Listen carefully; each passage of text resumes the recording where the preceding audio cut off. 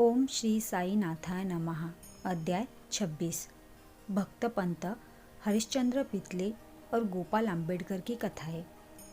इस सृष्टि में स्थूल, सूक्ष्म, चेतन और जड़ आदि में जो कुछ दृष्टिगोचर हो रहा है वह सब एक ब्रह्म है और इस एक अद्वितीय वस्तु ब्रह्म को ही हम भिन्न भिन्न नामों से संबोधित करते तथा भिन्न भिन्न दृष्टियों से देखते हैं। जिस प्रकार अंधेरे में पड़ी हुई एक रस्सी या हार को हम भ्रमवश सर्प समझ लेते हैं, उसी प्रकार हम समस्त पदार्थों को केवल बाह्य स्वरूप ही देखते हैं, न कि उसके असत्य स्वरूप को पहचानते हैं।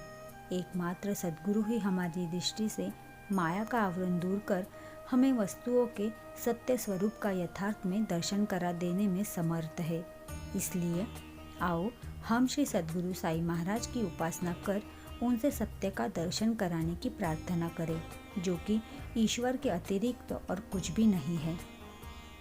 आंतरिक पूजन। श्री हेमाड़पंत उपासना की एक सर्वथा नवीन पद्धति बताते हैं। वे कहते हैं कि सद्गुरु के पाद प्रक्षालन के निमित्त आनंद अश्रु के उष्ण ज्वल का प्रयोग करें।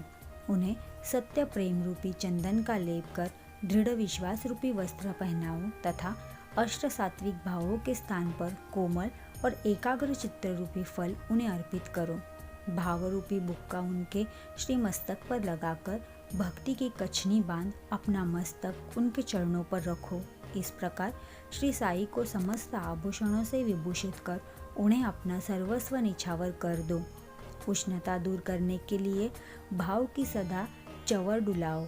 इस प्रकार आनंददायक पूजन कर उनसे प्रार्थना करो, हे प्रभु साई, हमारी प्रवृत्ति अंतर्मुखी बना दो, सत्य और असत्य का विवेक दो तथा सांसारिक पदार्थों से आसक्ति दूर कर हमें आत्मानुभूति प्रदान करो।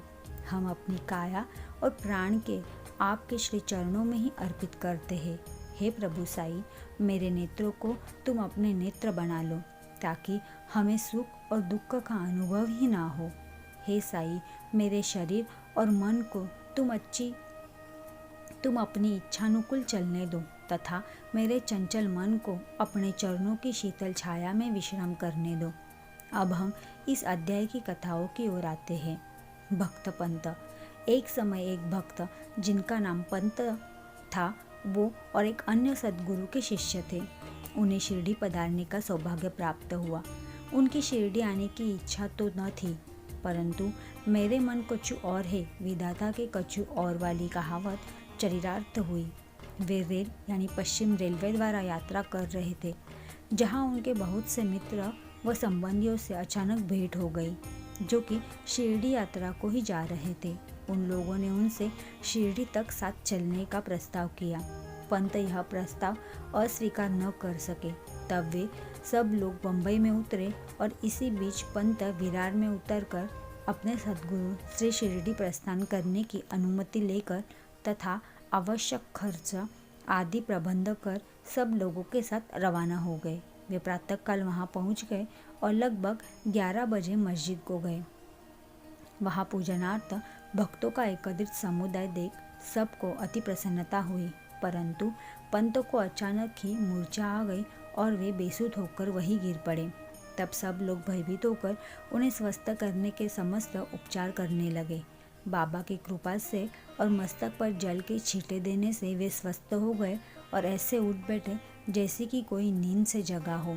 त्रिकालज्ञ बाबा ने यह सब जानकर ही एक अन्य गुरु का शिष्य है, उन्हें अभयदान देकर उनके गुरु में ही उनके विश्वास को दृढ़ करते हुए कहा कि कैसे भी जाओ, परंतु भूलो नहीं, अपने ही स्तंभ को दृढ़तापूर्वक पकड़कर सदैव स्थिर हो उनसे अभिन्नता प्राप्त करो।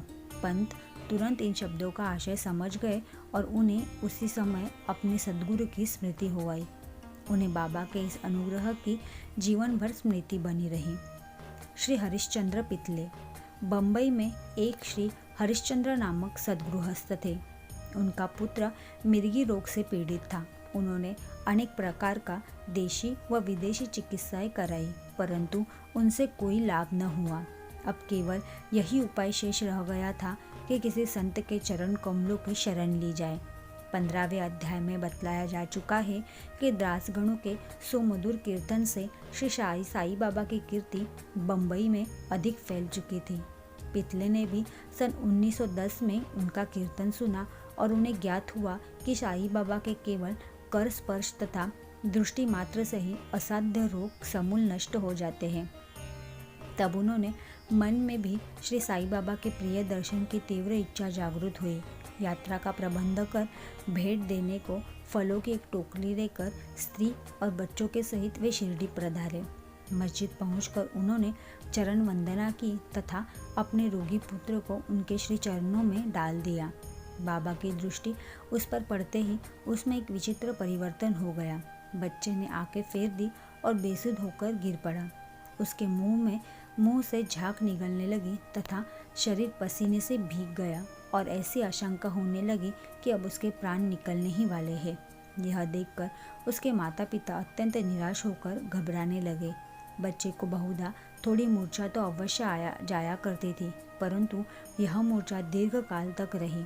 माता की आंखों से आंसुओं की धारा बह रही थी और वह दुख ग्रसित हो आर्तनाद करने लगी कि मैं ऐसी स्थिति में हूँ जैसे कि एक व्यक्ति चोरों के डर से भागकर किसी घर में प्रविष्ट हो जाए और वह घर ही उसके ऊपर ही गिर पड़े, या एक भक्त मंदिर में पूजन करने के लिए जाए और वह मंदिर ही उसके ऊपर गिर पड़े, या एक गाय शेर के डर से भागकर किसी कसाई के हाथ लग जाए, या एक स्त्री सूर्य के ताप से व्यतीत होकर वृक्ष की छाया में जाए और वह वृक्ष ही उसके ऊपर गिर पड़े।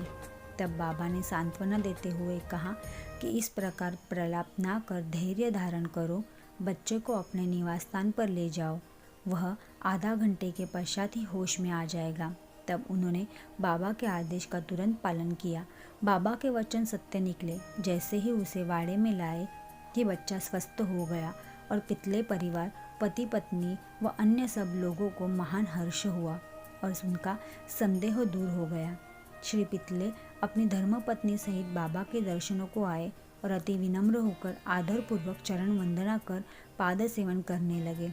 मन ही मन वे बाबा को धन्यवाद दे रहे थे। तब बाबा ने मुस्कुराकर कहा कि क्या तुम्हारे समस्त विचार और शंकाएं मिट गई? जिन्हें विश्वास और धैर्य है उनकी रक्षा श्री हरि अवश्य करेंगे। श्री पितले ने एक धनाढ्य व्यक्ति थे, इसलिए उन्होंने अधिक मात्रा में मिठाई बाटी और उत्तम फल तथा पान बेड़े को बाबा को भेंट किए। श्रीमती पितले सात्विक वृत्ति की महिला थी। वे एक स्थान पर बैठकर बाबा की ओर प्रेमपूर्ण दृष्टि से निहारा करती थी। उनकी आंखों से प्रसन्नता के आंसू गिरते थे। उनका मृदु और सरल स्वभाव देखकर बाबा अति प्रसन्न हुए। ईश्वर के समान ही संत भी भक्तों के अधीन हैं। जो उनकी शरण में जाकर उनका अनन्य भाव से पूजन करते हैं, उनकी रक्षा संत करते हैं। शिरडी में कुछ दिन सुखपूर्वक व्यतीत कर पितले परिवार बाबा के समीप मस्जिद में गया और चरण वंदना कर शिरडी से प्रस्थान करने की अनुमति मांगी।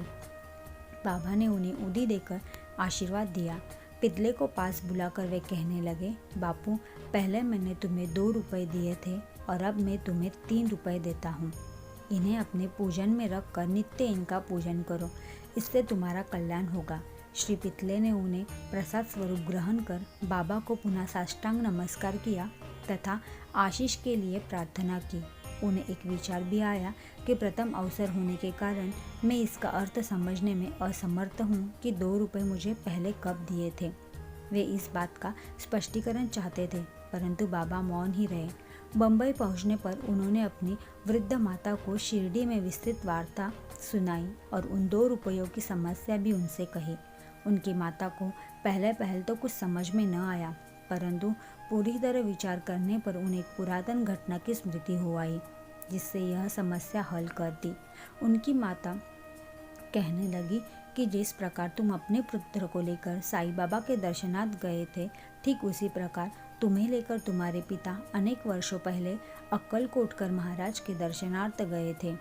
महाराज पूर्ण सिद्ध, योगी, त्रिकालज्ञ और बड़े उदार थे। तुम्हारे पिता परम भक्त थे, इस कारण उनकी पूजा स्वीकार हुई। तब महाराज ने उन्हें पूजनार्थ 2 रुपए दिए थे, जिनकी उन्होंने जीवन पर्यंत पूजा की। उनके पश्चात उनकी पूजा यथाविधि न हो सकी और वे रुपए खो गए।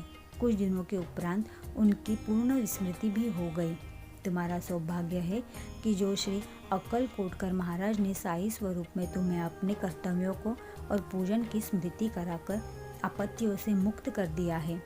अब भविष्य में जागरूक रहकर समस्त शंकाएं और सोच विचार छोड़कर अपने पूर्वजों को स्मरण कर, रिवाजों का अनुकरण कर, उत्तम प्रकार का आचरण अपनाओ। अपने कुल देव तथा इन रुपयों की पूजा कर उनके यथार्थ स्वरूप को समझो और संतों का आशीर्वाद ग्रहण करने में गर्व मानो।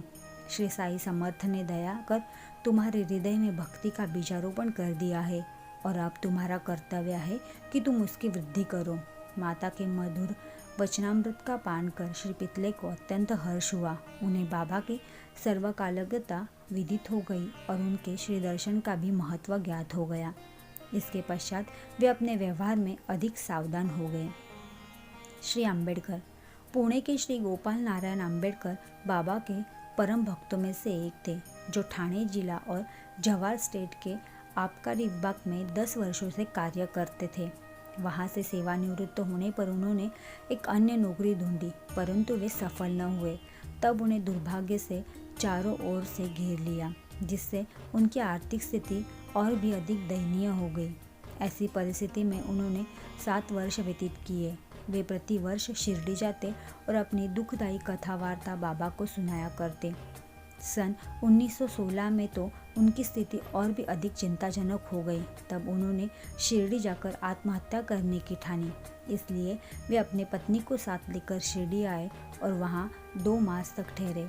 एक रात्रि को दीक्षितवाड़े के सामने एक बैलगाड़ी पर बैठे बैठे उन्होंने कुएं में गिरकर प्राणांत करने का और साथ ही बाबा ने उनकी रक्षा न करने का निश्चय किया।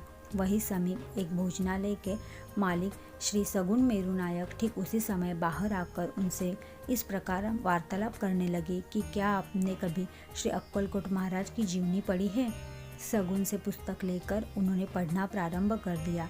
पुस्तक पढ़ते पढ़ते वे एक ऐसी कथा पर जहाँ पहुँचे जो इस प्रकार थी कि अक्कलकोटकर महाराज के जीवन काल में एक व्यक्ति असाध्य रोग से पीड़ित था। जब वह किसी प्रकार भी कष्ट सहन न कर सका, वह बिल्कुल निराश हो गया और एक रात्रि को कुएं में कूद पड़ा। तत्क्षण ही महाराज वहां पहुंच गए और उन्होंने स्वयं अपने हाथों से उसे बाहर निकाला। वे उसे समझाने लगे कि तुम्हें अपने शुभ अशुभ कर्मों का फल अवश्य ही भोगना चाहिए। यदि भोग अपूर्ण रह गया तो पुनर्जन्म धारण करना पड़ेगा। इसलिए मृत्यु से यह श्रेयस्कर है कि कुछ काल तक उन्हें सहन कर पूर्व जन्मों के कर्मों का भोग समाप्त कर सदैव के लिए मुक्त हो जाओ। यह सामायिक और उपयुक्त कथा पढ़कर अम्बेडकर को महान आश्चर्य हुआ और वे द्रवित हो गए। यदि इस कथा द्वारा उन्हें बाबा का संकेत प्राप्त न होता तो अभी तक उनका प्राणांत ही हो गया होता। बाबा की सर्वव्यापकता और दयालुता देखकर उनका विश्वास दृढ़ हो गया और वे बाबा के परम भक्त बन गए।